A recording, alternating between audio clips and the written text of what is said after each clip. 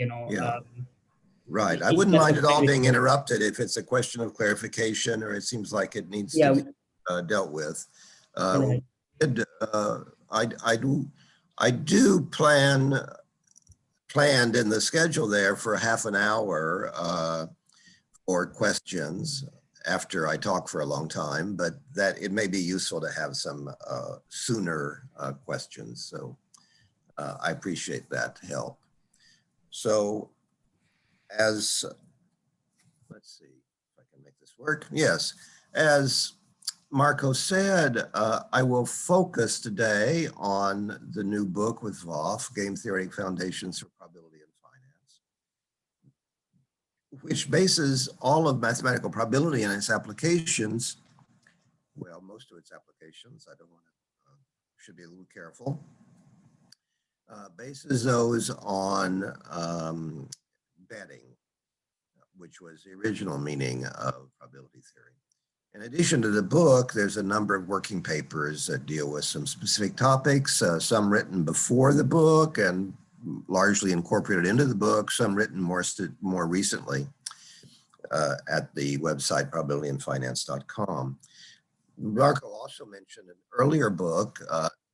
Perhaps I could say something about the differences between the two books.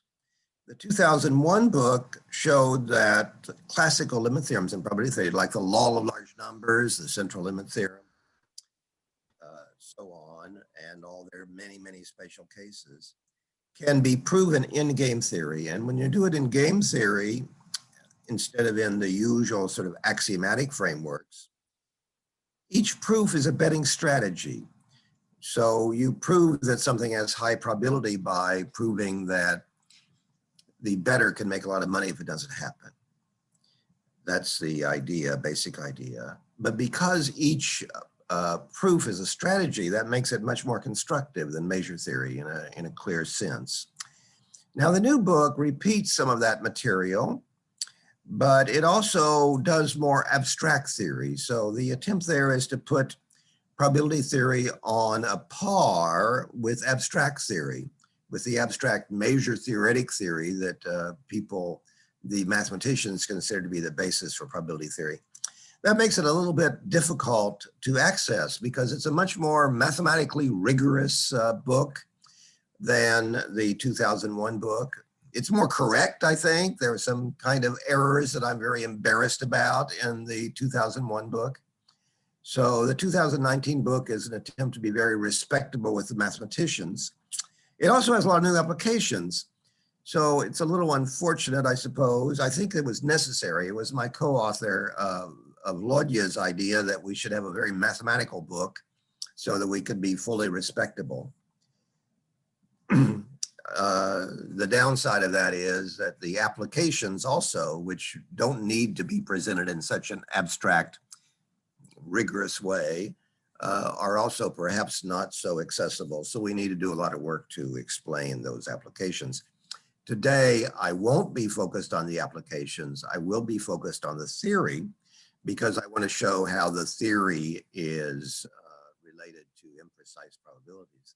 Well, not today and tomorrow also. So I'm going to start. Some of this material in my first lecture was also in my lecture to the Royal Statistical Society about a month ago. No, in September, more than a month ago. So I'm going to start with applications largely to statistics, at least the bulk of the paper, section 2 here, testing for betting by statisticians.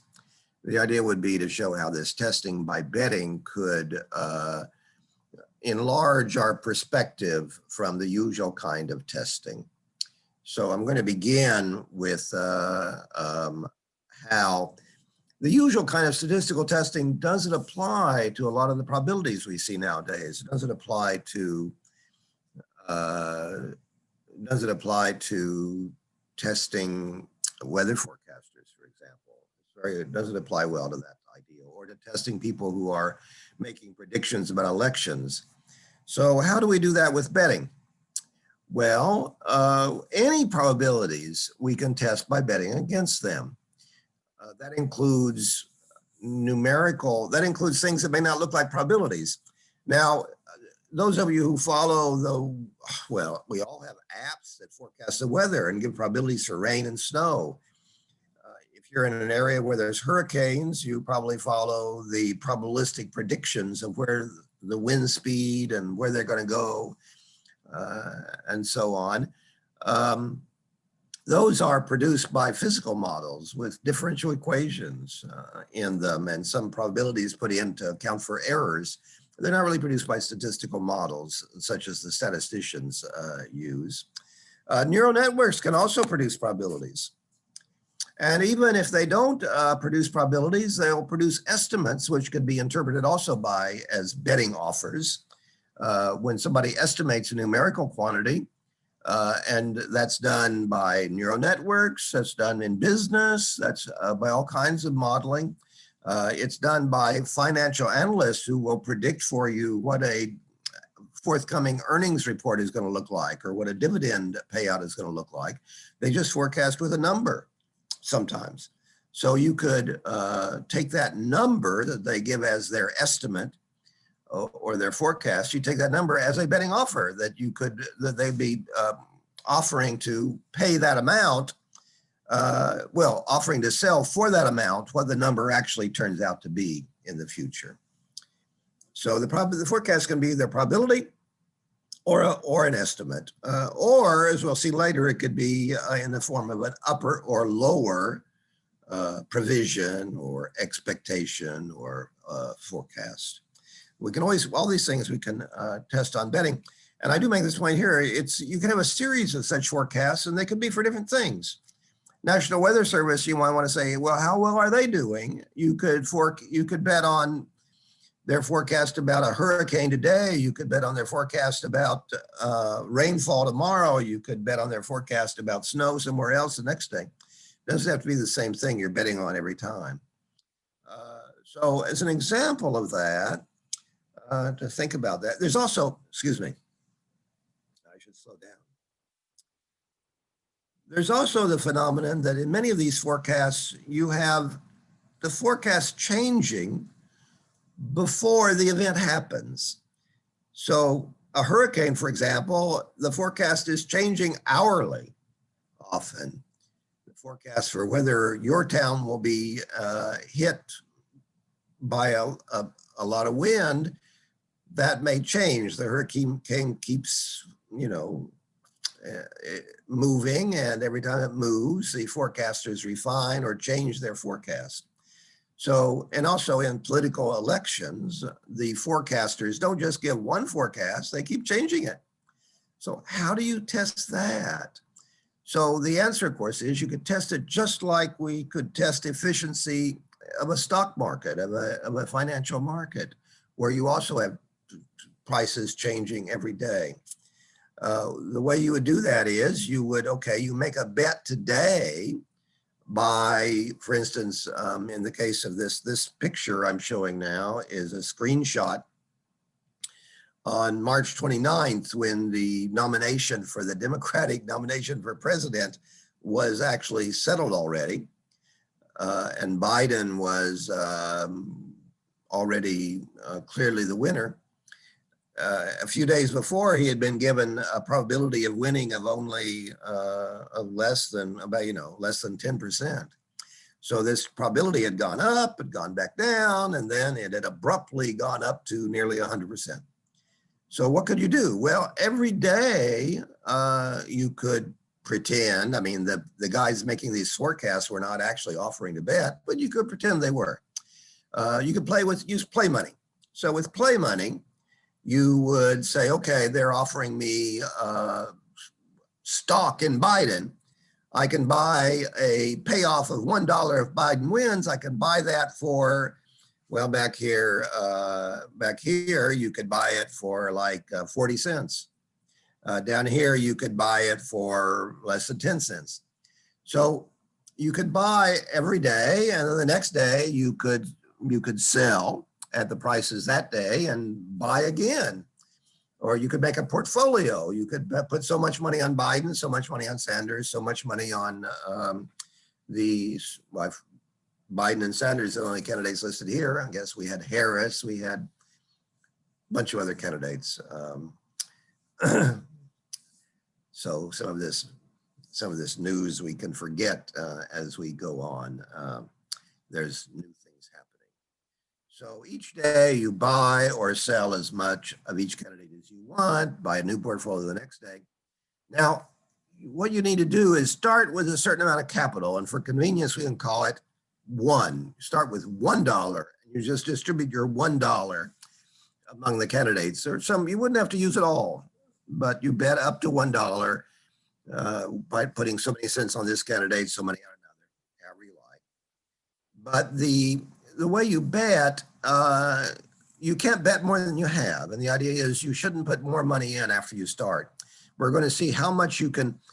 A success will be if you multiply that initial $1 by a large amount. If you started with $1 back in November, or actually they were only publishing this at this point here, whenever that was. When they start publishing this, you start betting. Each day you only bet with the money you still have from your original investment. If you've made money, you might have started with $1. After a week, you have $1.25. That's how much you can invest that day. You can't say, I'm down to 50 cents. I want to put more money in. No, don't do that. That would be cheating, because you're trying to see how much you can multiply your money by. So this is actually a new idea. I said it's a way you could bet on the stock market. It's a way that you could test the efficiency of the stock market. But in fact, it's not the way people have been testing the efficiency of the stock market. It's actually a new idea.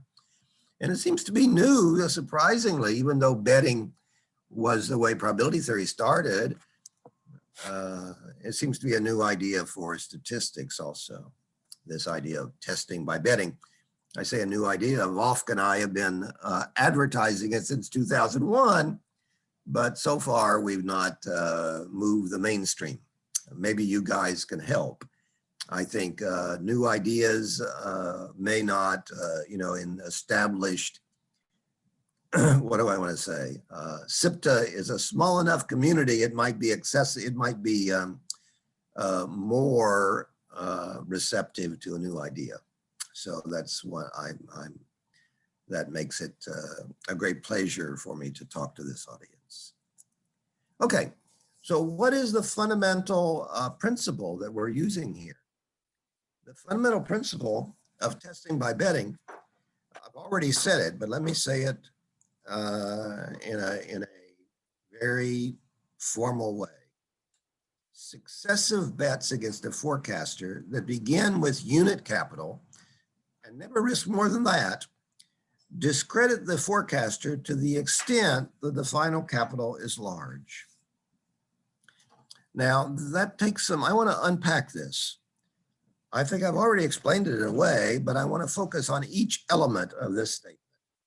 First of all, I want to talk about the unit capital that you start with and the final capital that you're going to compare it to. And the point is, how much do you multiply the unit capital by? So it's the ratio, the final capital to the initial capital, that matters. So instead of starting with $1, you can start with $2, because all these bets, we're assuming that you can always bet, if you have the money, whatever bet you make, you could bet twice as much, or you could bet half as much.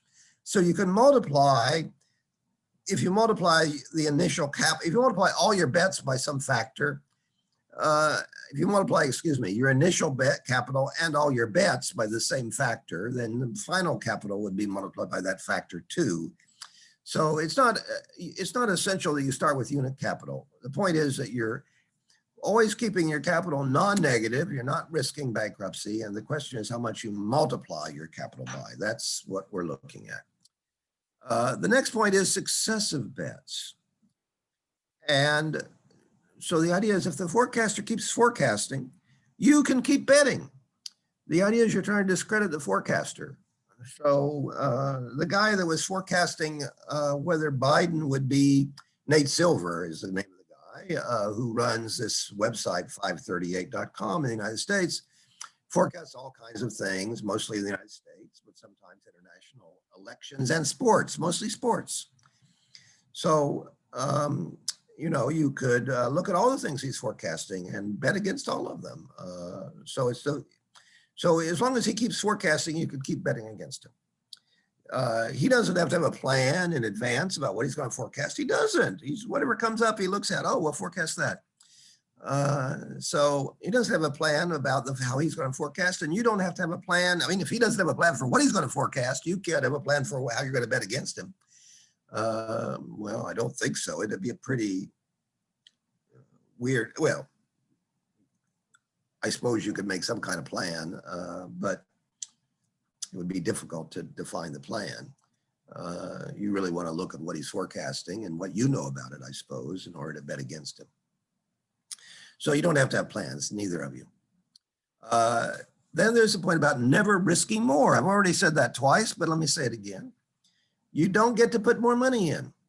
You only get to bet using the money you have from your previous bets, from what you first put in and then whatever had happened to it. You start betting with $1. After a while, you have $5 or you have 2 cents. Whichever way, that's all you have to bet with on the next round. You can't put in more capital. You can't go borrow. You don't have a line of credit. This is something, yeah, this is very important.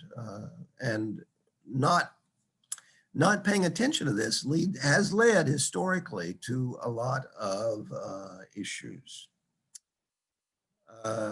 Okay, so and then we underline final capital. If you start with $1 and you get it up to $10, wow, that's pretty impressive actually, to multiply your money by 10 betting against the guy. If you get up to $10 and you say, I'm gonna do even better, I'm gonna keep betting, and pretty soon your $10 is down to $5. Well, it's very tempting to say, well, forget about me continuing. I'm going to claim that I multiplied my money by 10. No, that's cheating. That's cheating. It's cheating. If you decide to keep betting, it's your final capital that counts. That's kind of harsh, isn't it? But you know, there's a chapter in our book about how, well, if you want to claim credit for having something higher, you've got to give something up. You've got to discount it.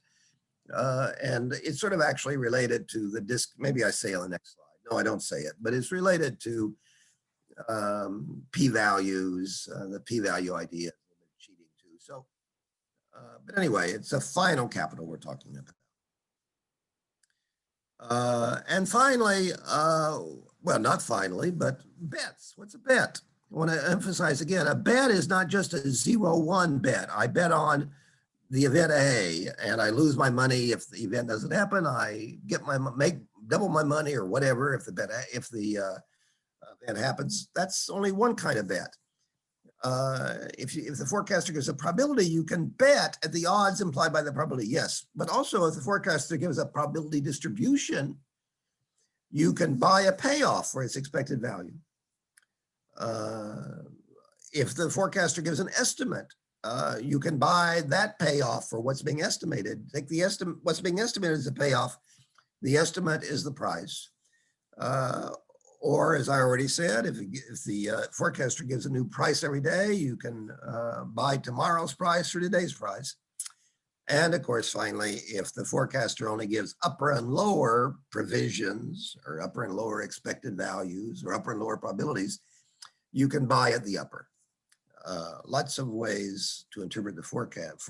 Well, lots of different kinds of forecasts that can be interpreted as bets. And finally, I'm still unpacking this principle. Finally, there's the point that I'm calling it a fundamental principle. It's fundamental. It's not the consequence of some other principle. It's it's consistent with frequent practice, and I'll explain that, but it's more general. So it's actually a fundamental principle. It's our starting point. So let's see. We're already 20 minutes in. I have lots of slides. We have a question in the chat. Maybe Yes. So Seamus is asking how this approach, I suppose he's referring to the successive bets. Seamus, maybe correct me if I'm wrong. How this approach relates to Schrevish, Seidenfield, and Cadin, two measures of incoherence. How not to gamble if you must, if you know that that work is in the chat at the moment. I know the authors, of course, but Seamus, So you want maybe to if I continue? could just say a Yeah. little bit. yes. I mean, what they do is they say they're trying to measure sort of how incoherent your your probability assessments are, Oh, yes. and it's a sort of similar idea, right? They say, well, how much can we how much money can we make out of you for a fixed stake size? Okay, I understand the question then. So my response to, thank you, Shamus. My response to that is, coherence is the forecaster's problem. So in what I'm doing, I mean, we could deal with incoherent forecasters, but I'm assuming here that the forecaster is coherent. So my focus, and this will come up again in various ways. My focus is on the guy that's betting against the forecaster. It's a different point of view. So a lot of this is a departure from the way imprecise probabilities usually are thought about. So if the forecaster gives upper and lower provisions, you can buy at the upper. So I'm not, this whole theory is really assuming the forecaster is coherent. That's a different topic when the forecaster is not coherent. Thank you for the question. That's an important clarification. So this is the question. Okay, and a lot of this often comes up because people are very familiar with this coherence issue. It's so emphasized by DeFinetti, by Wally, by everybody in the imprecise, not everybody, by a lot of, by the founders of the imprecise probabilities project, if you will. We're taking DeFinetti's point of view and emphasizing coherence. So people want to interpret what I'm doing as an issue of coherence. No, I'm not questioning that. We're still taking the coherence of the forecaster for granted. This guy here was coherent. He made sure that his probabilities were all positive and added up to 1. There was actually the little black thing here was the default that none of the candidates would get a majority before the nominating convention. So the probabilities added up to 1. And coherence is not the issue, but still you could say, what do these mean? So this is really, whether the probability, not whether the probabilities are coherent, but whether they fit what really happens in the world, if you will. So this is more, I said this is, I said at some point, where did I say that? I said, this is down at the bottom of the slide. I said, what I'm doing is consistent with frequentist practice, but more general. The probabilities might be somebody's subjective probabilities. That's fine, that's their business. The question here is the other guy, are they good probabilities? Do they fit the world? Do they fit reality? Do they fit what's really happening? That's what's going on here. So I was going to, let me see if we need this additional example. Nate Silver's 538.com deals with probabilities for sports events more than with politics. So let's imagine a forecaster, I'll call her Alice, who announces probabilities. 1 week, she gives probabilities for the players, winner of a tennis tournament.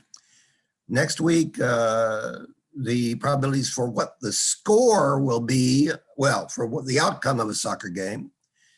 The next week, the probabilities for the point spread in a cricket game. How are you going to test Alice? So I've already told you how you test Alice.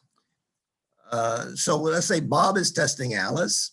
Let's say he starts with $100 and his first bet is the age of the Wimbledon winner. Okay, so this tennis tournament, the Wimbledon, has a certain group of players are in the tournament. Each of them we know the age of. Alice is giving probabilities for the winner, each assigning a probability to each player for them being the winner. So that would give a probability distribution for the age of the winner. And so you could calculate the expected value of the age according to that probability distribution. So that would be one thing that you could bet on.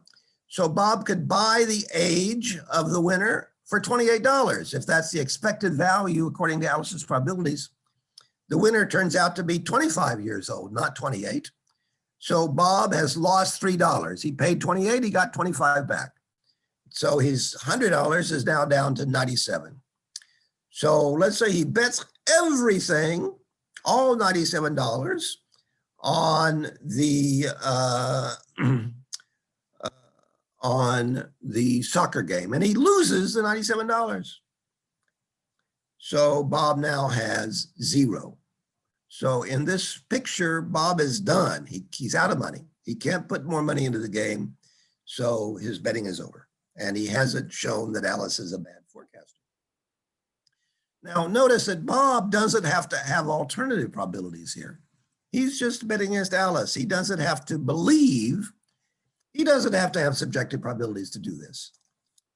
He doesn't have to believe. He may say, I don't buy this probability business. I don't think Alice's probabilities are any good. I don't think anybody has good probabilities. So I'm going to show in particular that Alice doesn't by betting against her. So Bob is in a very freewheeling position. And he can, as I already said, he can bet with play money. He can bet with play money. His goal is to make a point, not to get rich. There's no real counterparty. Alice is just out there being a forecaster. She's not risking real money. She's only risking her reputation as a forecaster. That's certainly the situation with these people who are putting out forecasts, including people who are forecasting the weather. Now, one of the good things about, as opposed to other methods of statistical testing, well, I don't know how other methods of statistical testing would even apply to this situation because there's no overall probability distribution announced at the beginning. But one good thing about the betting language is that people actually understand betting. It's part of our language. It's part of our general culture. They may not like betting. I'm not a bettor myself. I'm against gambling. But I know the language. I've learned it. It's part of our civilization, if you will. So people understand that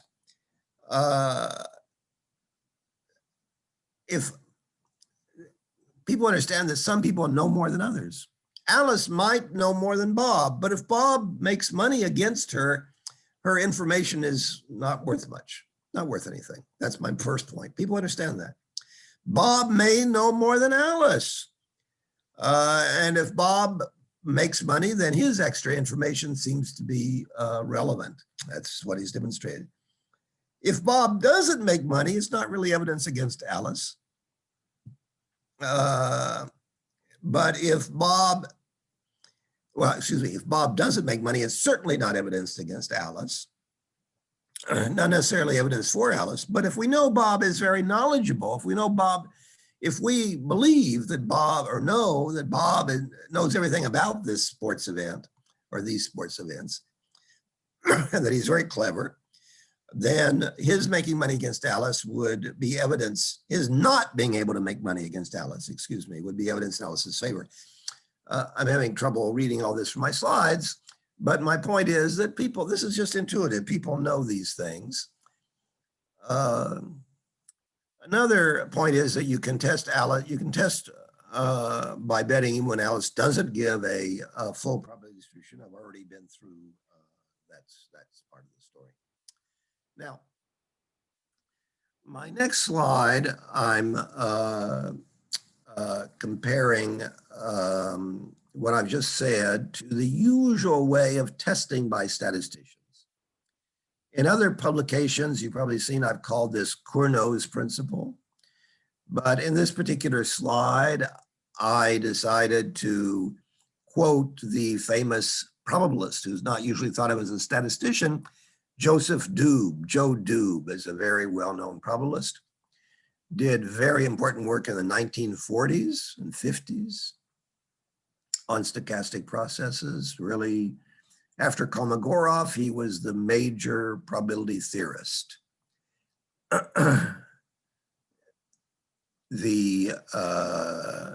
But occasionally he said something about how you apply probabilities. So he said in 1976, in one particular article, he said, well, what you do is you set up a model and you then operate on the principle that hypotheses have to be re-examined if they ascribe small probability to a key event that actually happens. So the idea is you pick out some event that's important, a key event, and you look at whether it's happened. If it did happen, then the idea that it had small probability has to be questioned. So let's call that the principle of testing with small probabilities. And the question that I'm raising is, how is the principle of testing with small probabilities related to my principle of testing by betting, which I have talked a lot about? So Markov's inequality is part of the answer to that. It's a mathematical theorem in standard probability theory. It says that when you have a non-negative payoff with expected value 1, the probability that that non-negative payoff with expected value 1 is greater than or equal to some constant is less than or equal to 1 over that constant. So the probability of multiplying your money by a large factor, so your probability of multiplying your money by 10 has probability of less than a tenth, or a tenth, roughly speaking. Roughly speaking, the probability of multiplying your money by 10 or more, probably that's less than a tenth. So you can think of your betting score, the amount by which you multiply your money. 1 over that looks like a small probability that has happened. So you could use, in some cases, you can use Markov's inequality to justify testing by betting, but that only applies when you start out with a probability distribution P. And in the stories I've been telling, you didn't start out with one probability distribution P. You had probabilities for one thing and then probabilities for another thing, but there wasn't any big probability distribution putting them together.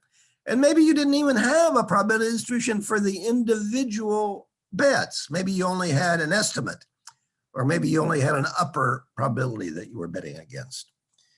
So game-theoretic probability is not really based on Markov's inequality. In a sense, it's turning Markov on its head because instead of taking the event of small probability as evidence against predictions, you are multiplying your money risked as the evidence against the predictions. You're taking this part here as the point, not this part, not this here. And in fact, what game theory probably does, it starts with this principle that you aren't going to multiply your money by a large factor, and it uses this to define global probabilities. And I will go into that in detail on Thursday, tomorrow.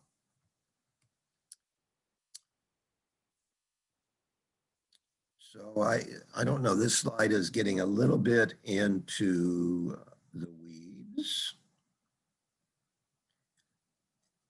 Let's see, we started at 9 o'clock, so we've had 40 minutes so far, fine. I don't know.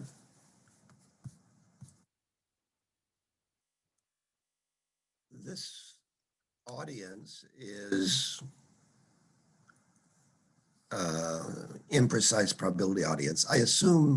Should I assume that everybody has studied p-values and statistical testing? Could I see a show of hands? You all know how to use Zoom. Could I see a show of hands? Tell me, yes, you are familiar with statistical testing and p-values. I see two. Keep your hands up so I can survey who's here. Okay, put your hands up if you are not familiar with statistical testing and p-values. I don't see. Okay, so three or I don't know. This Zoom thing, you don't know who's. It's hard to survey. Your pictures are all off. I don't see your faces. I don't know. Oh, one person said they don't. Okay, so I got one person said they don't, four people that said they did. So that wasn't too informative. Okay. Okay, what are we going to do? Should I review the usual testing with small probabilities? Anyway, there's two versions. One is a fixed level test. You do fix a key event that has small probability, and you say the forecaster is discredited if that event of small probability happens. The other is the p-value. You fix a test statistic, and you say the forecaster, a test statistic, the forecaster really only gives a test statistic and says, I don't think that should be too big. But then you look at this, how small the probabilities are that the forecaster gives to that test statistic, and that's a measure of evidence against the forecaster. Somehow the fixed level test is stronger. A fixed level test at level 5% is stronger evidence than the p-value at 5%, because somehow this is, in a sense, the p-value is cheating because it didn't say what level you were betting at the beginning. It's kind of like looking back. It's not actually, there's a strong mathematical parallel to looking back to see how big you had multiplied your money, how much you'd multiplied your money, rather than looking at your final capital. In both cases, looking at your final capital or having a fixed level test, you're not cheating. Looking back to what your greatest capital was or using a p-value is cheating relative to that. It's not the worst kind of cheating because you did, but it's still cheating, and there should be some penalty for it. That's what that slide is about. Let me go on and focus on testing by betting for statisticians. And this material now is what I actually used in my lecture to the Royal Statistical Society in September. So here we focus on the problem. Here I'm focusing at first on the usual way of testing a single probability distribution, capital P.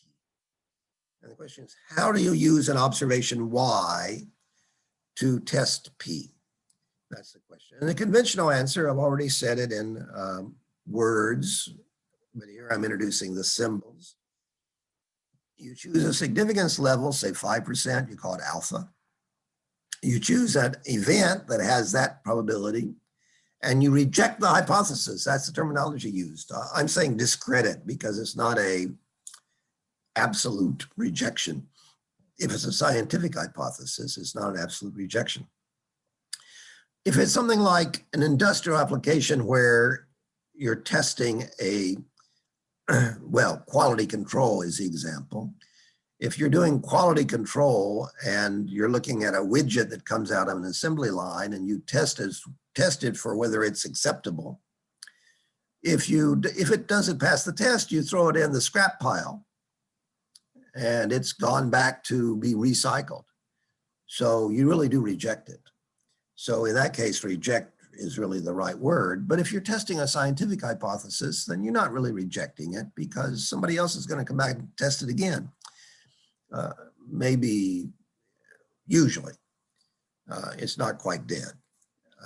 So discredit is maybe a better word, but the traditional word was reject. That was the word that, well, traditional, a word got established by Neyman and Pearson.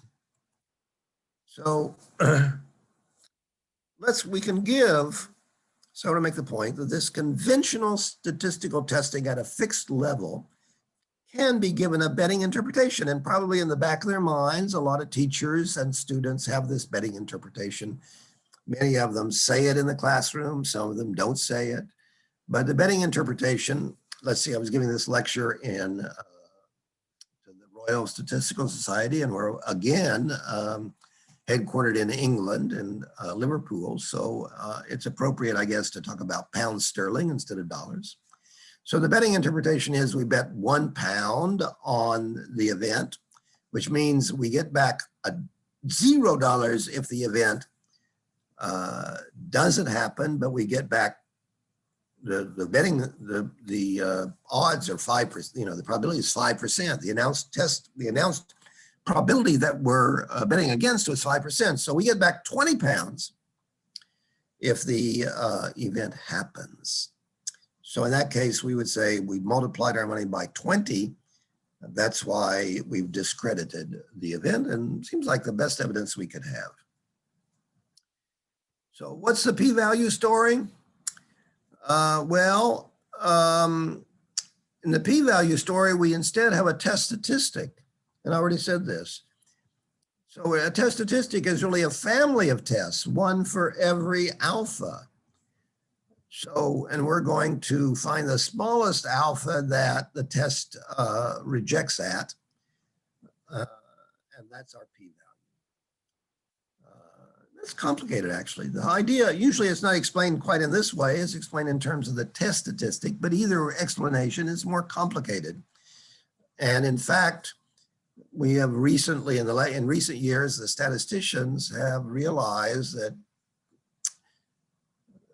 you know, people aren't understanding this. Well, I suppose it's normal that what is taught is usually not understood. It's only a few people that really understand it. Most of them are just hearing the words, or at least they don't remember them a year later.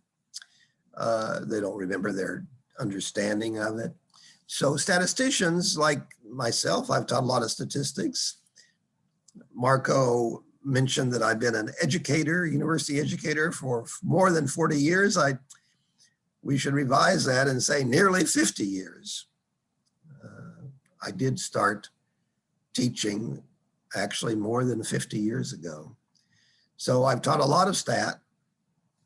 And so to me, the idea of a p-value is just second nature, but most people don't quite get it. It's too complicated. And that being too, and most of those people include, it turns out you can do sort of questionnaires and you find out that most scientists that use p-values can't tell you what they actually mean. And most embarrassing part is we have so many people teaching stat. We have people teaching stat in secondary school as well as college.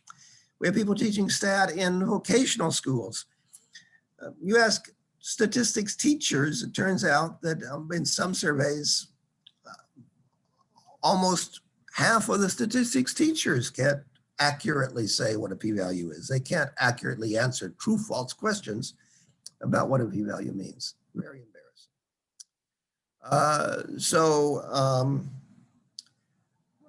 What is the, let's see, this is the betting interpretation. I'm kind of repeating myself, aren't I? I'm saying that, this slide, did I already do this slide? So I gave the previous slide was a betting interpretation of the fixed level significance test. This slide is a betting alternative to the p-value. So the betting alternative, I've already talked about it in different ways. The betting alternative is to buy a random variable at its expected value. Instead of betting on a single yes/no event, you bet on a payoff, a random variable or a payoff Y that can pay different amounts. That bet, it's a different amounts depending on what Y is, so it's a function of Y. And if you know the language of probability theory, it's a random variable. I'm going to call it a bet, because that's what we're doing with it. It's a bet.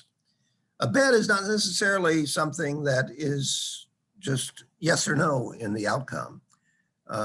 In a lot of, in racetracks, a bet can pay off different amounts.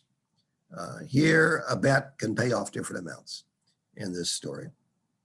So you, but I'm going to, as a convention, we talked about this already, as a convention, I'm going to assume that the expected value of the payoff is 1, and that's the price you pay. So you pay £1, you get back S pounds. And the larger S is, the more evidence there is against P. I call this amount S of little y. Remember, we have, remember I'm using this notation, which goes back to Andrei Markov in 1900. We use capital Y for the random variable whose value we don't know. We use little y for the value we get, or for possible values sometimes, or the value we get. That's a very old convention used that's become popular over a century and over more than a century since it was first proposed by Markov. So, okay, that's how we bet. And I'm going to call this S of little y the betting score. It's the factor by which you multiply your money. So the function S, random variable, whatever you want to call it, is the bet. S of little y is the betting score. If we decide to make a bet, you know, pay more than 1 at the beginning, then we can still get the betting score as the ratio. But usually, well, the betting score will be, usually the expected value will be 1, so the betting score will just be S of little y. Okay, in the statisticians have something called the likelihood ratio, which is very important. Bayesian statisticians think this is very important, but some statisticians that aren't Bayesians also think the likelihood ratio is very important. So it turns out to be interesting to statisticians and amazing that they haven't paid attention to this simple fact for 100 years. People, when I gave this talk to the Royal Statistical Society, very prominent statisticians expressed great surprise that this was true, that a likelihood ratio can be interpreted as a bet. But indeed, how does that interpretation go? A bet is a function of y that's non-negative. That's one of our rules. You can't risk more money than you're putting down on the table. It's non-negative and its expected value is 1. Well, I'm going to assume everything is discrete. So the expected value you get just by adding over all the possible values of y. You add the payoff times that probability, and that should add up to 1. That's what expected value is. Well, look at that formula. You've got S times P is also non-negative. S is non-negative and P is a probability distribution. So S times P is non-negative. And this says that the values of S times P add up to 1. So S times P is also a probability distribution. Let's call it the alternative hypothesis.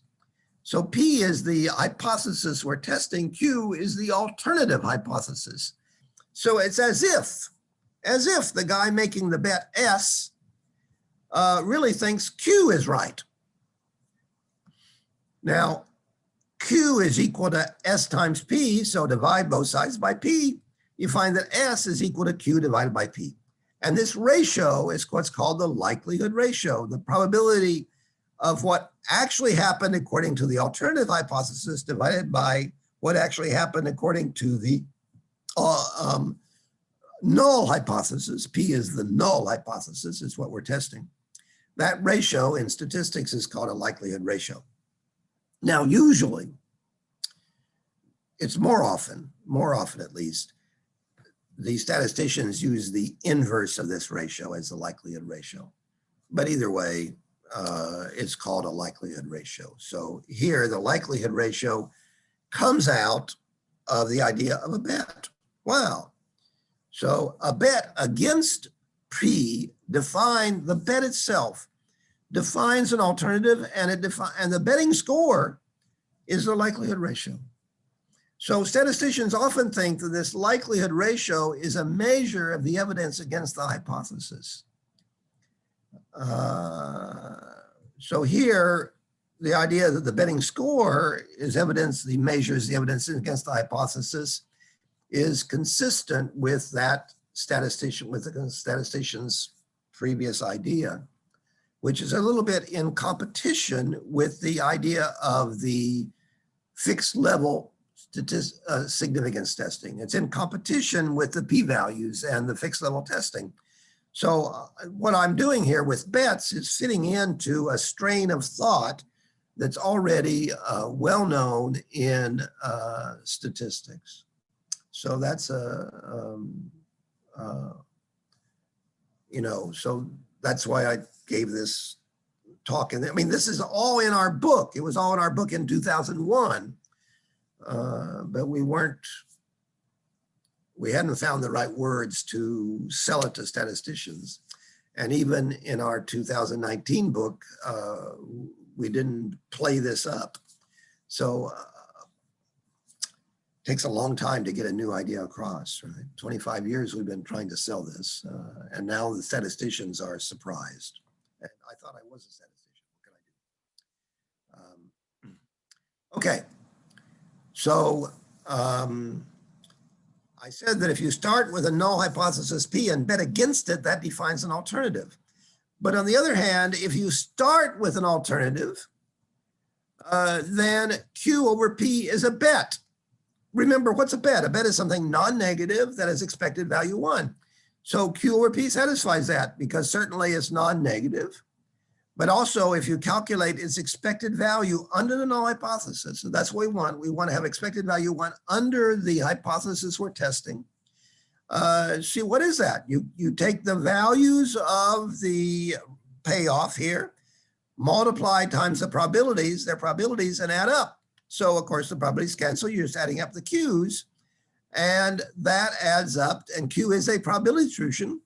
We already started with that idea that Q is an alternative probability distribution. That's where we are now. We're starting with the idea that Q is an alternative probability distribution, and we're finding out that its values add up to 1. So it is a bet. Q over P is a bet. So as long as we're dealing with testing a single probability distribution of the null hypothesis, then this betting looks just like likelihood ratios. Now, of course, the betting is more general because we can also, instead of starting with a single probability distribution, we can start with an upper provision. You're all in that world. You know what we're talking about there. So this is more general than the usual statistical picture. But if we take the kind of elementary statistical picture of betting against a single probability, of testing a single probability distribution, then this fits right in. So in this sense, we're showing a different way that this game theoretic probability shows us a way that we're generalizing from probability to imprecise probability. Okay, well, I asked a question at the bottom of the slide. I know in Zoom, sometimes people can't see the bottom of the slide. So I've tried to, let me try again to get you to raise your hands. If you know how to use that, do that in Zoom. Raise your hand if you can see the bottom of my slide.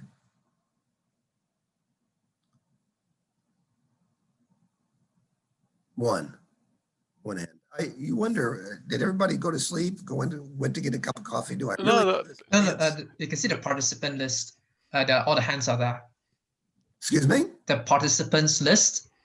This Yes. is participants option. All the hands are there. Oh, that's a different kind of hand. Yeah, it's not on the screen, not the conference, because that was waving or clapping. I think perhaps I see. I have to look at the participant list. Thank you. Okay, so on the participant list, they all say, almost everybody, I see that. There's a thumbs up too. Almost everybody has their hands up. Not quite everybody. Raise your hand. Okay, take your hands down. Raise your hand if you don't see the bottom of my slide. Raise your hand if you don't see the bottom of my slide. I see 2 hands. How do we know if it's the bottom? I see 1 hand. Oh, that went away. There's no hands now. No hands. Okay, so everybody can see the bottom. I had some students who couldn't see the bottom of the slide, so I've been trying not to put things down at the bottom. Just to clarify, the bottom is the bit that says but is wanting to test blah blah blah. Correct? Yeah. The bottom of the slide says yes, but is wanting to test against Q good reason for using the bet Q over P. So you can all see down to Q over P and the number 34. This is slide 34. Yeah. Okay. Okay, so I don't know, I won't take the time to look at your hands again, but. Also, just we've got a question from Matthias. Yes, Matthias. Yeah.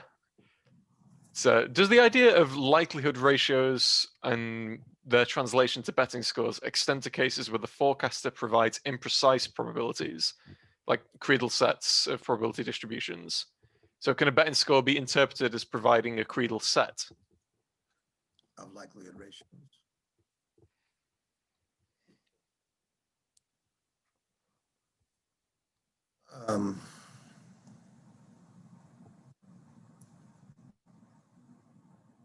Well, yes, I think that's right. I don't know how useful that is, but I think it's right. It's not the betting score. So I don't know how, so the way I heard you say it, does the betting score provide the likelihood ratio? No, the bet. So I think it's important here to distinguish between bet and betting score. It's usually in mathematics, I'm off your question now, but I'm answering a little different question. In math, it's hard to maintain a distinction between a variable and its value or a function and its value. In kind of conversation, you start out trying to make that distinction. It's not always convenient to it's like dotting the I and crossing the T. You don't always want to go to the trouble of distinguishing between the two.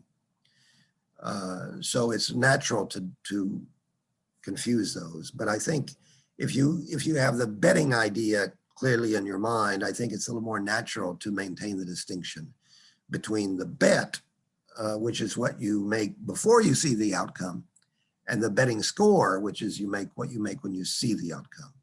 So the idea that you have to make the bet before you see the outcome is very important. So you can't see the outcome and then decide how to bet. So the distinction here is important, and I think it's probably easier to maintain than most function value distinctions. Yeah, I meant a bet, absolutely. Yes, I understand. Yeah, I understand. that's what I meant. Yeah. I took the opportunity to drive this home. Sure. It has come up in a number of situations. So yes, the bet in the case where you so I don't know how useful that is, but I think the answer is yes. Thanks for the question. Okay, so multiple testing, and this is something that's been a big issue in statistics recently. Maybe it always has, but it's increased in value. So remember my principle about successive bets. So successive bets is a kind of multiple testing. There are different kinds of multiple testing. One kind of multiple testing is where you test a bunch of different hypotheses at the same time. This testing by betting can deal with that in interesting ways. But right here, I'm talking about successive bets, one bet after another, basically of the same hypothesis, or of pieces of the same hypothesis. So you're continuing to bet against this hypothesis because it's a scientific hypothesis, and you really want to know, does smoking cause cancer? Is this vaccine safe? You're betting against the hypothesis the vaccine doesn't cause other problems. So here's the picture I want you to think about. Suppose you start with one observation and you use it to bet against P to get, and your first bet is S1, so your betting score is S1 and Y1. Then you observe another observation, you bet again, your bet is S2 and your score is S2 of Y2. Now your initial bet was, you started with capital 1, so your new capital after the first bet was S1 and Y1. So you can't bet 1 again. S1 and Y1 might be less than 1. So the idea is you scale your bet so that the investment you're making is not 1, but S1 and Y1 when you make the second bet. So that means this S1 and Y1 is your capital, and so your second bet multiplies that capital. Remember, the second betting score is how much you multiply your capital by. So if your capital is now S1, then you're multiplying it by S2. So your new betting score is S1 times S2. So this is another crinkle because here we've now actually moved outside the usual. We've moved outside likelihood ratios and statistical theory, because in statistical theory, you always have a big probability distribution or else a class of probability distributions, a statistical model that you're testing. But here, you don't have a statistical model relating the two observations. Well, because you might not have decided to observe Y2. Y2 may be the result of an experiment that you only thought of and created after you saw Y1. So there's no, even though you're testing the same hypothesis, you don't necessarily have a joint probability distribution at the beginning that you're betting against. Let me put it a simpler way. That may sound too philosophical. Let me put it a simpler way. Here you have a betting score without a bet. You had two bets, S1 and S2, but you didn't start with the bet S1 times S2. No, you didn't start with a bet S1 times S2. You only started with one bet and then you made the second bet. So you don't have an overall bet for which this is the betting score. So this is another aspect in which the concepts of bet and betting score are, it's important to maintain the distinction. And you see why I stated this, you see why I stated the way I did, the fundamental principle of testing by betting, that successive bets are allowed. This is outside standard statistics. It's outside the way people have talked about imprecise probabilities also. So this is this is something new that comes out of game-theoretic probability. Now, so let me go back to my question.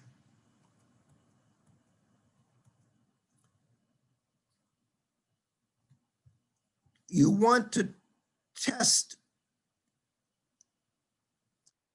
So if you're testing P and you believe Q, does that mean you should use the bet Q over P? Mathematically, once you adopted a bet, it turns out to be an alternative. But if instead of starting with the bet you want to make, if instead you start with the alternative, is this the bet you want to make? Not necessarily. Why should you want to make this bet? There's actually a different bet you might make, which is the Neyman-Pearson theory says that what you should do is you should choose the values for which Q over P is the biggest.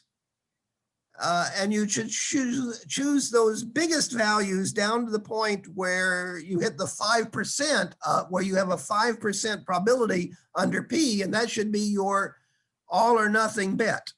That's what the Neyman-Pearson theory says. So the Neyman-Pearson theory would use your Q in a different way. It wouldn't do the bet Q over P. So why should you use the bet Q over P? So there's an answer here. You should do the bet Q over P if you want to maximize the expected value of the logarithm of your betting score. In other words, the logarithm of the bet. So here's the way where I say betting score, but I mean bet. It's the expected value of the logarithm of the bet. Right. You're not maximizing the expected value of your bet under the alternative. You're not maximizing the probability. You're not choosing a bet that will maximize the probability that you get more than 20. That would be the Neyman-Pearson lemma. Neyman-Pearson tells you to maximize this. Why should you maximize this instead? Well, I've gotten ahead of myself. Up here, I said that this particular choice of a bet, Q or P, under Q, it maximizes the logarithm, expected value of the logarithm. And the theory that, look it up, Gibbs inequality. Some Gibbs inequality is connected with Kubluk-Leibler distance. And some people say, oh, you're using Kubluk-Leibler distance. No, I'm not. This is not motivated. This is not motivated by information theory. This is motivated by an observation made by a guy named Kelly, who observed that the expected value of the logarithm measures the rate of growth. So if you're going to multiply together successive bets, you're not trying to make this bet as big as possible. You want to have the result of that multiplication over time be as big as possible. And so that's why you want to maximize the logarithm of this one. Because the law of large numbers applies to the logarithm when you're multiplying. If you're adding up, the law of large numbers would apply to the sum, but no, you're multiplying. So the sum, the thing that's being added up then is the sum of the logs, because the log of the product is the sum of the logs. So it's the sum of the logs you want to maximize. So you want to maximize each log. So that idea has been used in information theory. It's also been used in gambling theory. It's been used in machine learning. It's been used in finance theory. I'm saying in a certain kind of finance theory. I'm saying let's use it also in statistical theory, if you will, in testing theory. So the idea would be that the reason we're going to use Q over P is when we want to maximize the logarithm.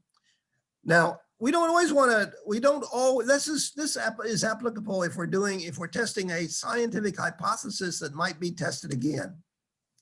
It's not so applicable if we're testing a widget. If we're doing quality control, then we do want to do what Neyman and Pearson said. So in a way, what we're doing here is taking seriously. There was actually a controversy between Neyman, who was the brains, if you will, behind this Neyman-Pearson theory, and Fisher, the other famous statistician of the early 20th century. Fisher didn't like the Neyman-Pearson theory, and he said it's something you could use for quality control, but not for science. So in a sense, we are Fisher just said that because he didn't like Neyman probably, but it is he did hit on a point, and we are taking that seriously. We're saying, okay, let's take seriously Neyman, Fisher's debating point, and when we want to do science, let's choose our bet to maximize the log, not to maximize the probability that that particular bet is bigger than some, comes out equal or bigger than some particular number. Now, okay, I'm going to, my plan is to continue for 15 more minutes. So that gives me, and then open up for questions. So I won't cover everything that was in this original outline.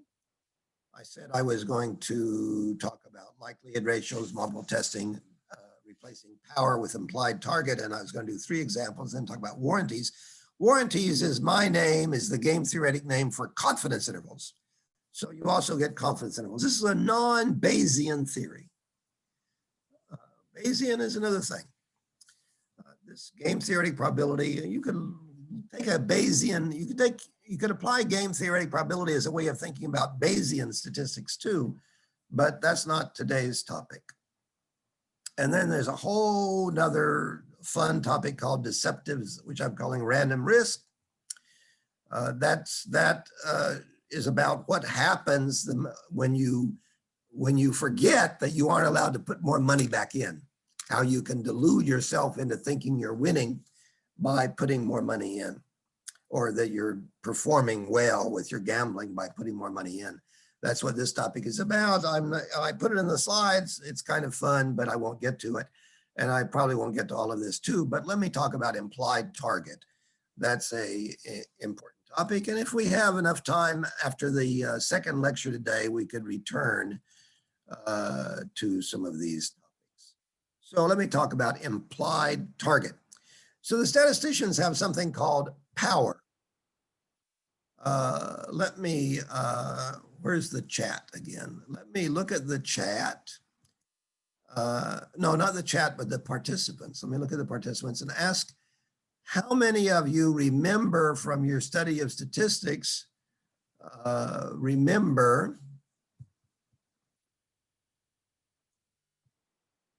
trying to find participants. Okay, I'm looking at participants.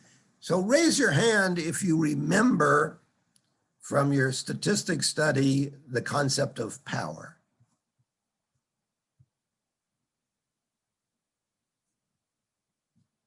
Did I see any hands at all? There are hands going up, yeah. Let's see, somehow I'm not,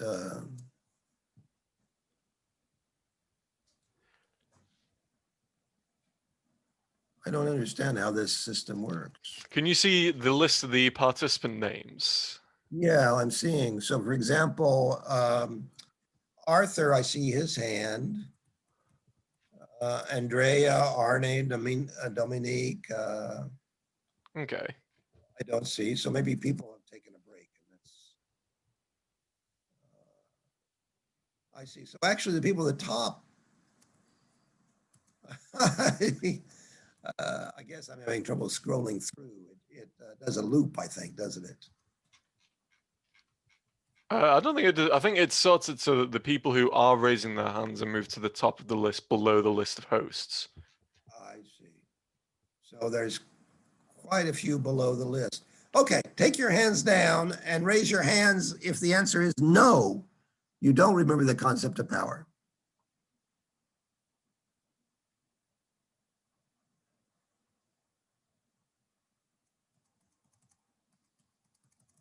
I see some check marks. I see some X's.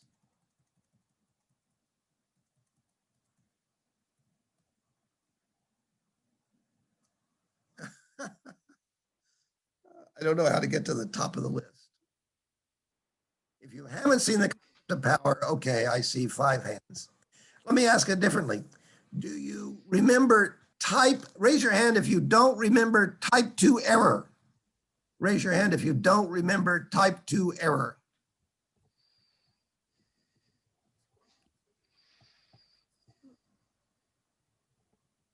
Okay, only 2 people don't remember type 2 error. So I think, okay, so most of you remember type 2 error, the probability of type 2 error. 1 minus the probability of type 2 error is power. Now, in a lot of applied statistics, for example, I teach in a business school to PhD students. Unfortunately, most of the PhD students in the business school, they're studying to be faculty members in business school. They're studying to do social science type dissertations usually, where they will test hypotheses. They're PhD students. Generally speaking, they've forgotten what type 2 error is or power. Well, they may kind of, yeah, that was in my stat class, but you never see it in their papers. This is actually a scandal because power is so hard to use. Power is supposed to tell you whether your test has any usefulness. Whether you're, even if the null hypothesis is false, are you likely to find it out? Or is your test worthless? Or if you do get a significant result, is it just by accident? If you don't have any power, then the significant result is probably by accident. We have in many social science fields, including psychology, and in some areas in medicine, half of the papers published have no power. This is conveniently, it's forgotten because people want to publish these papers with sample sizes that aren't big enough. This is a big practical problem. It's sometimes called the replicability crisis. If you actually try to, in psychological experiments, a lot of the prominent published papers, as turned out, can't be replicated because they actually didn't have power. They got something with a small sample, they got something that looks significant, and they managed to get it published, even though they shouldn't have. So power has not been, it's got some conceptual problems that has kept it from being used as much as it should be. So my point here is I have an idea for, this is not in my book with Wolf in 2019. It is in the Royal Statistical Society paper, the idea of an implied target. So the idea is that because the test itself implies an alternative, and that's not in the case of the standard theory, the bet itself, the test does not imply a single alternative. The bet itself doesn't imply an alternative, so people can get away with pretending like they don't know what alternative to consider. They don't consider power because in order to define power, you have to have an alternative defined. So if you pretend that you can't decide what the alternative you consider, then you can avoid talking about power or type 2 error. But here you can't get away with it because your bet implies an alternative. So it's natural if under the alternative, you ask, well, how big do you expect your logarithm of your score to be under the alternative? You can calculate that and then take the exponentiated in order to get rid of the logarithm scale, get back to the regular scale.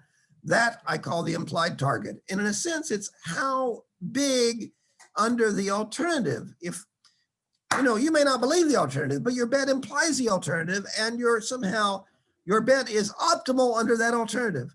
So under the alternative for which your bet is optimal, do you expect to learn anything?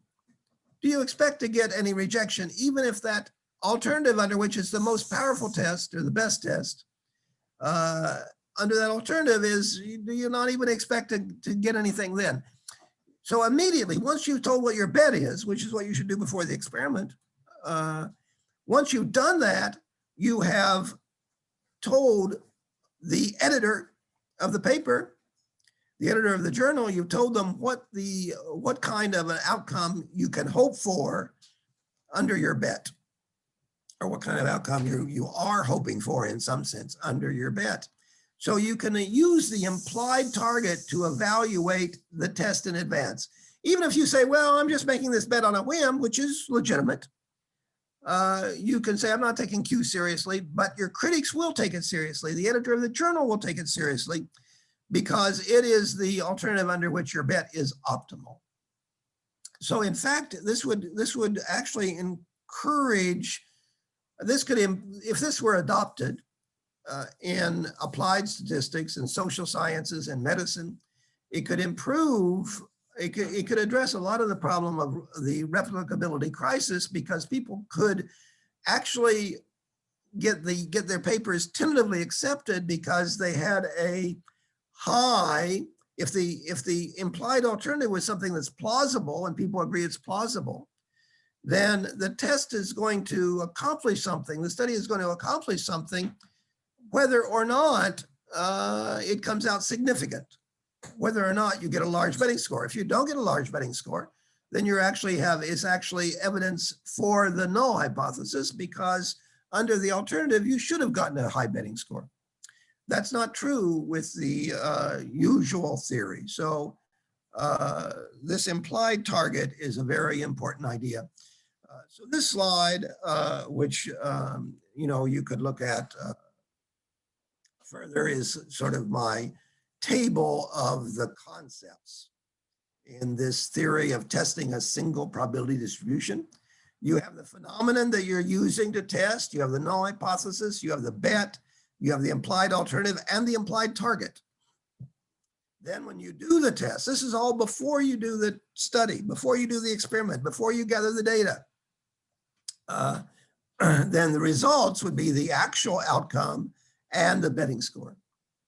So if you have a high implied target, you should be able to publish the paper, even though no matter what the betting score is, whether you've found evidence against the null hypothesis, because actually, unlike the usual theory, not getting evidence against null hypothesis in this case actually would be more evidence for the null hypothesis, which you're not supposed to say in the usual theory. It's not legitimate in the usual theory.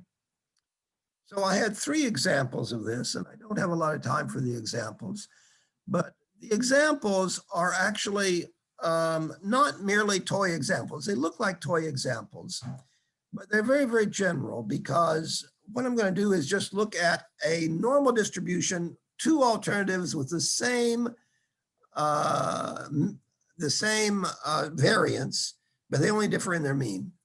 This is actually very important, a very important example, because if you're testing the difference between 2 proportions and you use the normal approximation, which is a standard thing to do for the last 100 years, the last 200 years. For the last 200 years, this has been the standard way, the most common statistical test is testing the difference between 2 proportions. That the fraction of people getting COVID, is it less than the fraction of people for the vaccinated people, is that less than the non-vaccinated people? Very elementary, but very, very important, very general. And all kinds of other tests also come down to the same picture. If you have the average of n observations and you're using the normal approximation of that, central limit theorem, and applying a test, then it's the same story. So this simple example, okay, so it's very elementary looking. It's a toy example, but it is the example, the fundamental. Andrew Gelman, who has a blog and is a very well-known statistician in psychology and other areas of social science, I'm quoting him when I say that when you get a result that is statistically significant and practically significant, but the hopelessly contaminated with noise, that is the main problem in what's going wrong with a lot of our statistical tests now. The main problem in the replication crisis. Okay, I'm quoting him, didn't make it up myself. So that problem is boiled down to an example like this, where you have one observation from a normal distribution. And the alternative that is reasonable is that the mean is a little different, but the variance is the same, and the outcome comes out much bigger than the variance. So you have something here that is unexpected under the null hypothesis. The problem is it's also unexpected under the alternative hypothesis. So it isn't really amount to anything. So what does this problem look like? It looks like this. The p-value is huge, because under the null hypothesis, the mean is 0 and the variance is, the standard deviation, is 10. You get 3 times the standard deviation. The probability of getting that is about 1 in 1,000. So reject the hypothesis. But the power of the test is only 6%, which should have told you, if you had admitted that this was the alternative, instead of hiding that, you would have had to admit the power was 6% and this test is worthless. So you have this problem that you got a worthless test, but a very high p-value. What was the implied target? The implied target is 1.005. You start with $1 and you end up with $1.50 cents. That's also telling you it's also telling you that it's a worthless test. So the usual theory and my theory are both saying this test is worthless. This one observation with such a big standard deviation is worthless. But the betting score is also saying there's no evidence here. Whereas the p-value is saying, great result. You've beat the null hypothesis. So the point here is not that a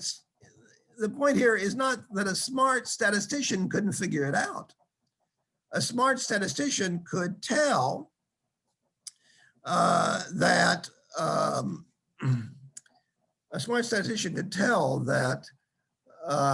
you shouldn't do the test. But in applications, a lot of people are getting away with doing it anyway, because, and part of the problem is that the power and the p-value are not,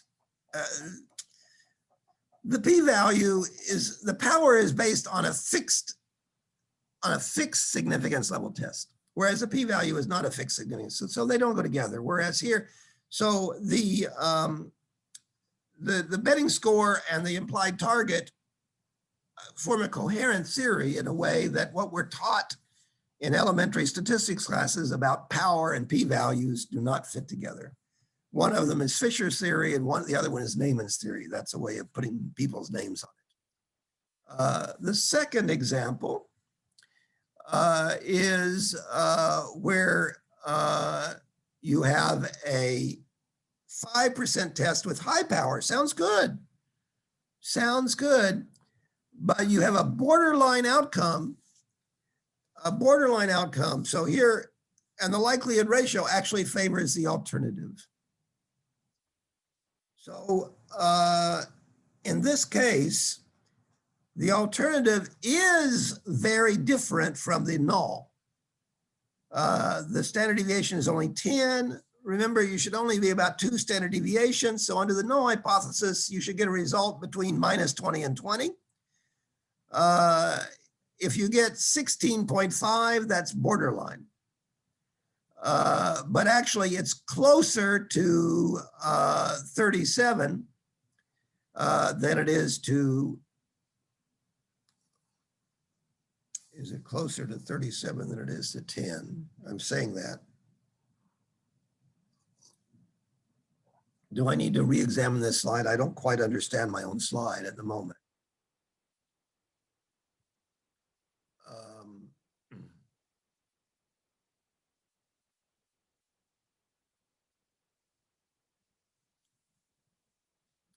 You get the observation 16.5.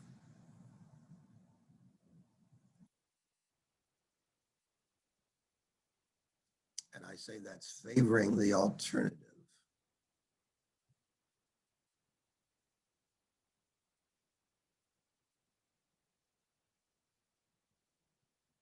I need to go back and look at my paper because somehow this is not looking quite right to me.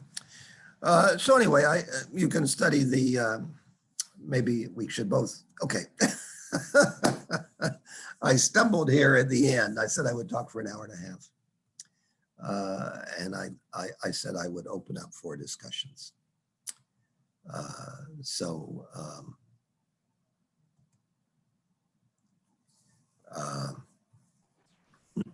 Okay, thanks, Glenn. So if there are questions, feel free to unmute or drop the question in the chat. We do have some questions for previous slides. I can start with those.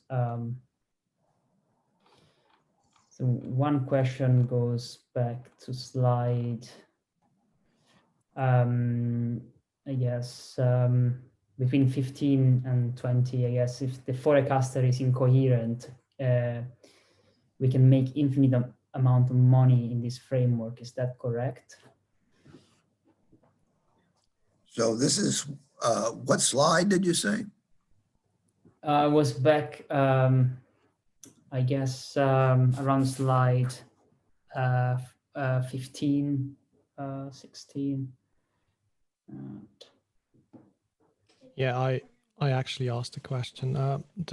It was just because we were discussing incoherence at the time, and my question was, if you have a forecaster that provides incoherence incoherent assessments to you. And I'm sorry sorry for the background noise. My kids just came home from school.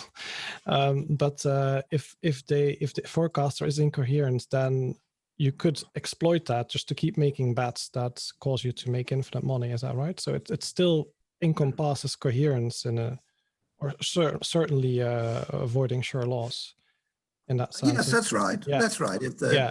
absolutely, if the forecaster, if one of his forecasts is incoherent, then he's offering you bets at which you can make as much money as you want. Yeah. So for a single bet, you could make presumably not an infinite amount, but you could make as big an amount as you wanted on a single bet. That is correct. Right. Okay. Yeah. Thanks. Thanks for clarifying that. Yeah. That's right, for sure. You can make as much as you want for sure in a single bet. That's right. But you know, from I guess from my point of view, what I'm doing here, that's so simple that it's not so interesting. Right, so you just exclude this from the start, just to keep the theory simple. Yeah. Right. Yeah. Matthias, do you want to ask the question about the, or rather the clarification, or? I think that was clarified. Yeah, I was asking when you discussed the p-value, whether the p that was given was part of the forecaster's model. But I think you answered that later. It was very clear that it was. So I think the answer to that was yes. So that's fine. I think you can focus on the other questions, Marco. But thanks for raising it. Okay. Yeah. Sure.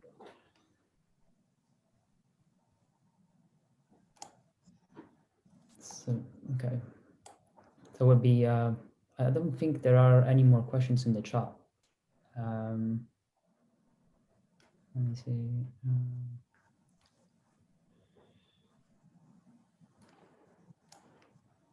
So feel free to ask everyone if.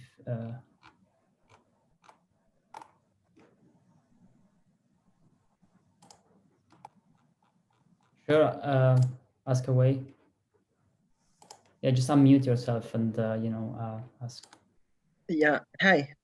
Sorry, it's faster than writing. So it's about kind of the general theory. I know this presentation is for statisticians in that sense. So, but the book also shows how to prove usual probability theorems. So is it that the theory is meant to be used for statistics and that's it? Or is it meant to be to prove new theorems that maybe are harder to prove in probability theory and so on? Let's see. Let me stop my. Thank you for that question. Let me get out of this and try a different slide.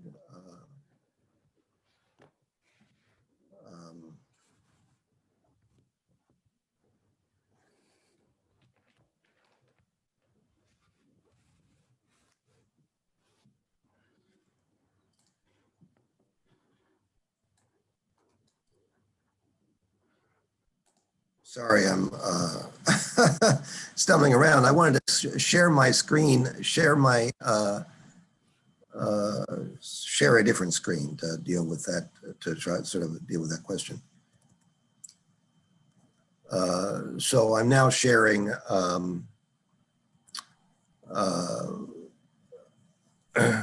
this is the schedule on my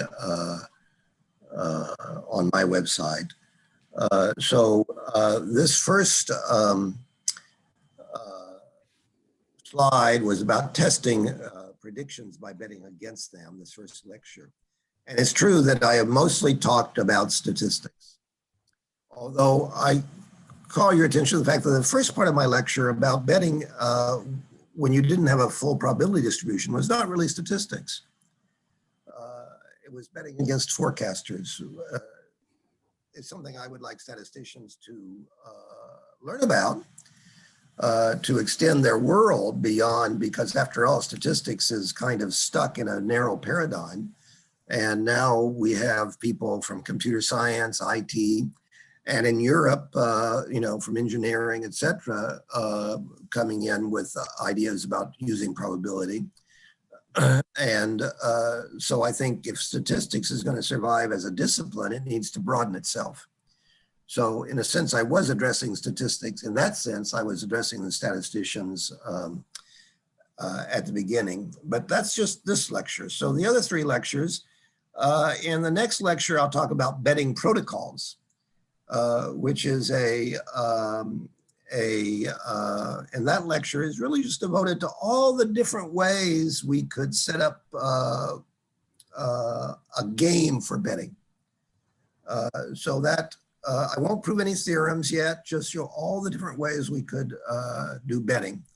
And then in lecture 3, I will do what you mentioned, talk about how basing probability theory in general on betting by using these different protocols. So here we would see a generalization, how probability theory can be generalized using this game theoretic picture. And lecture 4 will focus on the role of imprecise probabilities in that general picture. So that's my overall picture. As I mentioned in my slides, as I mentioned in my slides, I won't get into the all the other applications that are in our new book. The applications include applications in finance, applications for forecasting. There's applications about how, a very important application is giving us a way to think about how to make forecasts. How would you make, I'm focused here on how you test the forecast. And our book's main focus is on how you test forecasts. But we're also obviously interested in making forecasts. How do you do a good job of that? Do the Bayesians have the only way of doing that? How would you make imprecise probability forecasts? How would you do that? So one way of doing it is to think about how those forecasts could be tested.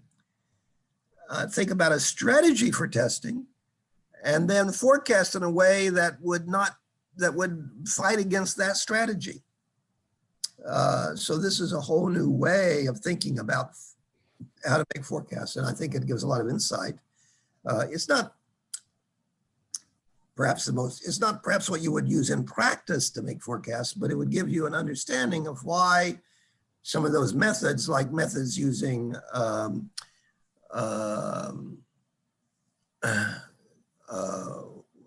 what do you call it? RKHS, reproducing kernel Hilbert spaces, support vector machines, and other reproducing kernel Hilbert spaces provide a way of making forecasts and making decisions. And the game theoretic perspective gives us a way of thinking about why that should work, and a theoretical way that you could do even better if you had the computational capacity to do that. So that's the chapter in our book about making forecasts. And there's also chapters on things that people think are usually not part of statistics, like quantum mechanics, understanding probability in quantum mechanics. What else?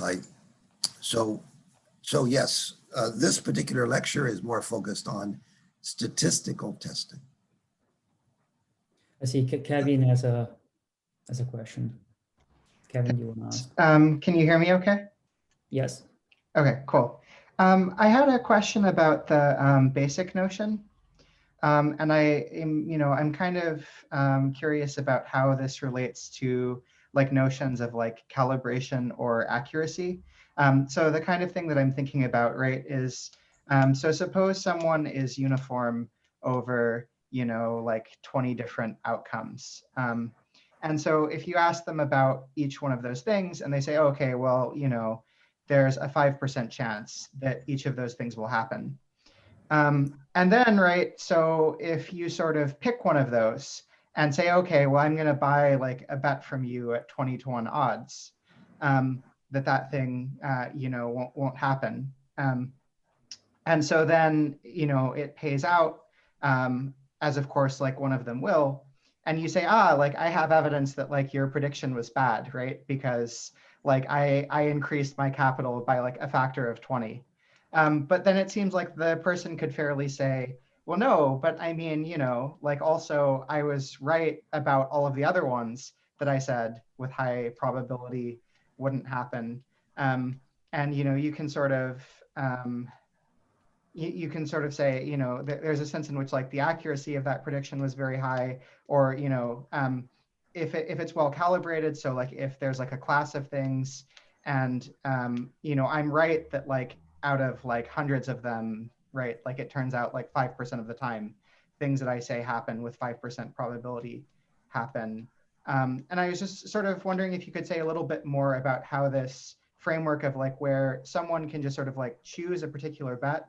As you said, it seems like a little bit like frequentist in terms of like what actually happens, like how we can sort of distinguish cases of kind of like exploiting that versus cases of actually having a better prediction. Let's see, I'm not, well, let me talk a bit about the relationship to calibration, and then we'll see how that answer fits your question.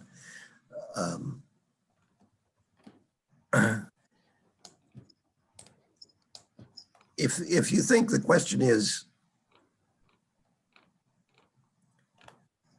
so when people talk about, let's say we talk about calibration of probability predictions. So the usual way that people would consider, so one way of thinking about that, that's a common way of thinking about that, is to say when you say 5%, you want 5% of those to be right. When you say 30%, you want 30% of those to be right, etc. So the question would be, is there a way of betting, if you get to bet against let's say you get a bet against and we'll talk more about this in the next lecture. If you have a probability forecaster who's giving successive probabilities, like what's the probability for rain today, what's the probability for rain the next day, so every day you get up at 6 a.m., you see the weather, your app's probability for rain that day. Is there a way of testing that so that you will make money if the forecaster is not calibrated? And the answer is yes. There's a specific strategy you can define that will make money and multiply your money indefinitely if the calibration fails. I think that's part of the answer to your question, but that doesn't address your whole question. So could you go from there? Sure, yeah. So I guess, you know, if we interpret like the betting ratio at the end as sort of actual evidence of sort of, you know, some kind of flaw in the prediction. And this is related to the idea, right, of like the sort of like threshold thing, like saying that if something that you draw some threshold of like the probability of something happening, right, and then it happens, and you treat that as evidence against the theory. I guess what I'm worried about is how do we distinguish, right? So like, you can imagine a person who, right, like, you know, doesn't actually think that the prediction is wrong statistically, right? They might agree about the probability of, you know, this genuinely being like 5% or something, but they could like just like make the bet anyway, right? And then it turns out that they're right, as it will in, you know, 5% of cases. And so then now their betting ratio is 20. Well, but did they bet every time or did they bet just once? No, that person could have bet just that once, right? But so Then that, why did he bet just that once? Why didn't he bet the other times? I mean, so like it could just be, right, that this is just like the first time is one thing you could think. You could also think like, what if you have a bunch of people acting in cohort, right? So you have like you and a bunch of friends are each going to like plump for like one of the specific options. And then like no matter Okay, what. I understand. Yeah. I understand your question then. Okay. I think what you're addressing here is the philosophical issue of how you can relate probability to the world.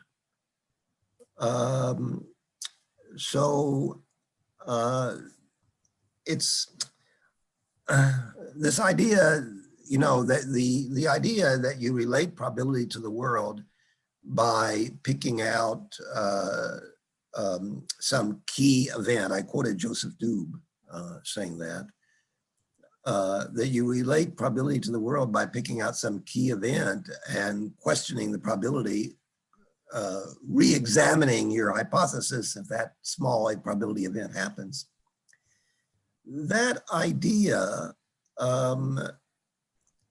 has this paradoxical effect that that small probability events sometimes happen, even ones that seem key, even ones that seem like the most essential aspect of the probability distribution. The problem is there's no other way.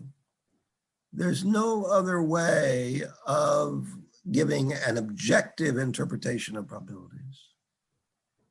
And this is a historical, in a sense, assertion. One of the things over the years, this is sometimes called Cournot's principle, that the only way of relating probability theory to the world, the only way of relating a probability distribution or a set of probabilities to the world, the only way is to assume that it has a subjective element, because you've got to pick out an element and say pick out an event of small probability according to that distribution and say it's not going to happen, and say probability distribution is wrong if it doesn't happen. Excuse me, if it does happen. That's paradoxical, because yes, small probabilities are going to happen, but the problem is there's no other way. And I have gone through, one of my exercises historically has gone through and look at all the philosophers and statisticians and probability theorists over the past couple of centuries who have said this is the only way. And it turns out they almost all say that. It's not like it's a minority view. It's, well, hey, it's the only way. Now, if you're a Bayesian, you say all the probability means is that this is the way I'm going to act. And there's no, okay, that's the way you're acting, good luck, whatever. You're not claiming any connection with the way you're acting to, the way you should be acting. So yes, it's paradoxical. So what I'm saying is that this is sort of the traditional way of relating probability to the world, is this small probability idea. This betting idea is a kind of a generalization of it, but it shares the same paradoxical aspect that seems to be inevitable. So I guess I grant your point in that sense. Yeah, I guess I'm just I'm curious about the why think about picking one event, right, as opposed to so again, in the framework of accuracy, right? So if you measure according to the Breyer score or something, right? You might think that in a framework like that, it's sure, when the thing that they said that was unlikely to happen happened, they're getting some penalty for that, right? But they're also getting sort of credit for all of the other ones. So again, if they're uniform over 20 things, right? And so they say that there's a 5% chance of each one of those things happening. Then, it doesn't look sort of so bad when you sort of look at it from respect to the accuracy formulation of one of those things actually happening, right? Because you know, they also sort of are not getting like penalized very much for like all of the other ones. Well, the betting score is relating one probability prediction to another one, right? Which is doing best on the betting score, on the Breyer score. But you don't have any, there's not an absolute, so a Breyer score is a way of scoring probability predictions, yes. And the other, you know, proper scoring rules are too. Right. There's some connections between those proper scoring rules and this testing by betting. But the testing by betting is much more general, I think, because, you know, it can test imprecise probabilities, for example. It can test, which nobody has really figured out how to extend the proper scoring rules in a sensible way to imprecise probabilities. And also, you don't, what is the absolute, you know, so the Breyer score for Joe is better than the Breyer score for Bill, but is it good enough? There's not a sense of how good it needs to be, I don't think. Oh yeah, definitely. I wasn't, sorry, I wasn't sort of trying to suggest, you know, Well, let me, yeah. Oh yeah, sorry. Go ahead. Let me give a little broader perspective. There are people who think they can solve this problem by going to infinity. Right, so let's take the betting score approach. Per Martin Loof in 1966 gave a theory of statistical testing with the idea that you could test forever. Before that, John Veal gave a similar idea for the game-theoretic approach. This idea of game-theoretic is not that new. We can trace it back to the dissertation of John Veal in 1939. So basically what Veal said was, look, let's not test with a small probability, let's test with zero probabilities. This probability distribution should make predictions forever, and we won't continue betting forever. And we'll say the probability distribution is bad if our capital goes from 1 to infinity.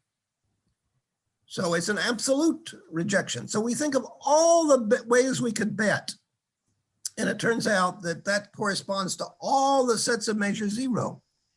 Now, there's an uncountable number of sets of measure zero, but actually there's only a countable number of sets of measure zero that you can define in your language. So bet against all of them and average over that. So if any one, you know, because you can average a countable number of things with smaller and smaller coefficients. So take a weighted average of the uncountable number of possible bets you could make, betting strategies you could make for this infinite sequence of outcomes. And so you could make all the bets. And if any one of those things got to be infinite, so your whole capital would be infinite. So you have a strategy in theory so you say, okay, this probability distribution is good if none of these sets of measure zero happen. If any of these sets of measure zeros happen, I get infinitely rich. So you can make an asymptotic version of this that works, but that's not the real world, right? Does that make does that add anything to your thinking? I think so, yeah. The rough idea I was thinking of is if there'd be some way of having, like, rather than sort of the ability of like the person to sort of like choose various bets, if we sort of look more at, like, you know, what bets like each agent is like committed to or something. Because I just in general, the worry is that, like, you know, it seems like yes, I think this is an important idea. This is actually very in practice. Forget the infinite story and just say, okay, we have 10 people that have got different ways of betting against this hypothesis. So, okay, we will put, instead of putting $1 on one of them, we'll put 10 cents on each of them. And then if one of them multiplies their money by 100, at least we've multiplied our total money by 10. So you're sacrificing something, right?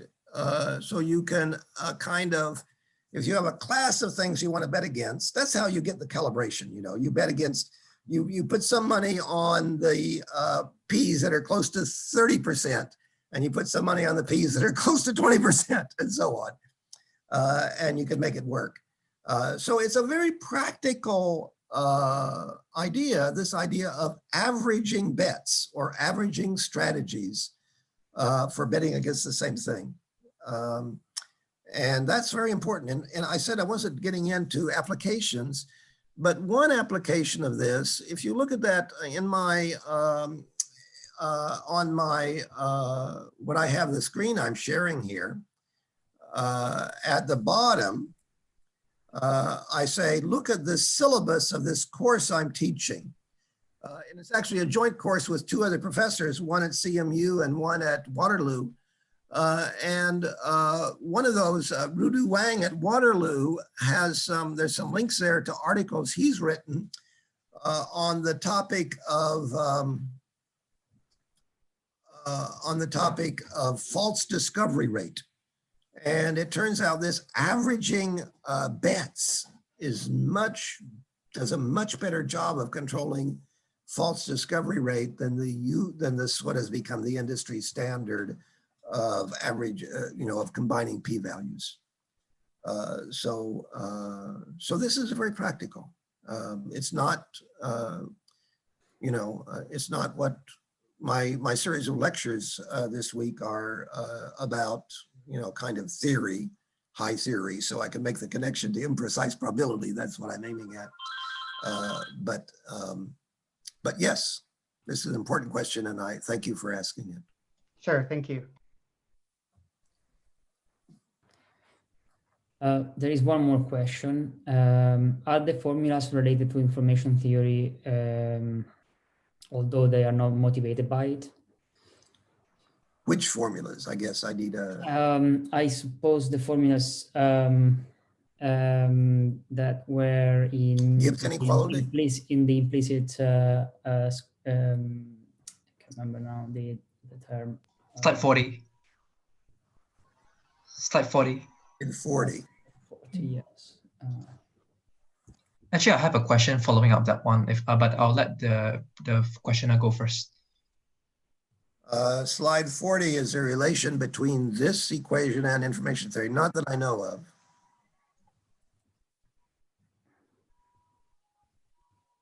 What's your additional question?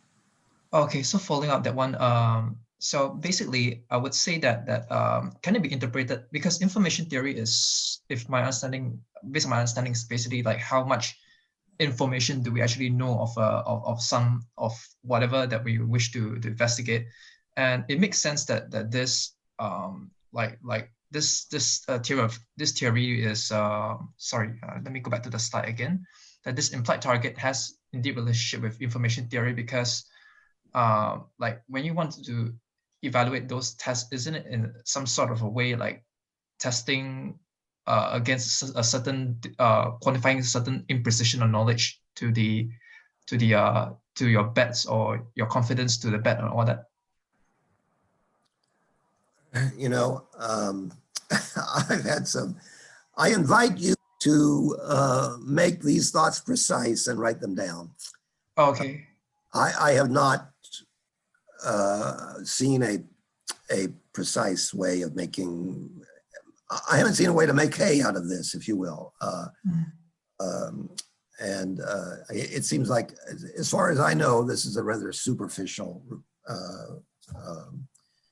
The fact that I'm using Gibbs inequality, it's used in a lot of different places besides information theory. So people that are in love with information theory want to latch onto this, but it seems superficial to me.